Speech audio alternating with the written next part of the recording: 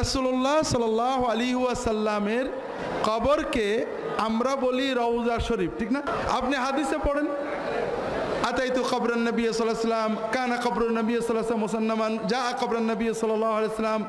আবু হানিফা, মুহাম্মদ, শাফি, আহমদ ইবনে হাম্বল, মালিক রাহিমাহুমুল্লাহ বই পড়েন, বাবু জিয়ারতে কবরেন নবী সাল্লাল্লাহু আলাইহি ওয়াসাল্লাম, কবর নবীজির কবর, রাসূলুল্লাহ সাল্লাল্লাহু আলাইহি ওয়াসাল্লামের কবর, কোথাও রওজা নেই। রওজাটা হলো কবর এবং মিম্বরের মধ্যবর্তী জায়গার নাম।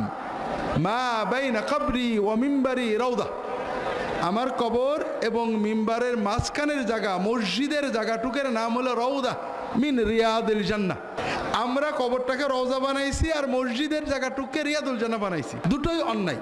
রাসূলুল্লাহ সাল্লাল্লাহু আলাইহি ওয়াসাল্লামের পরিভাষা নষ্ট করা, সুন্নতের চেয়ে বেশি আদব করার চেষ্টা করা, যেটা এক পর্যায়ে আমাদের মনের ভিতরে সুন্নতের প্রতি অবজ্ঞা এনে দেয়।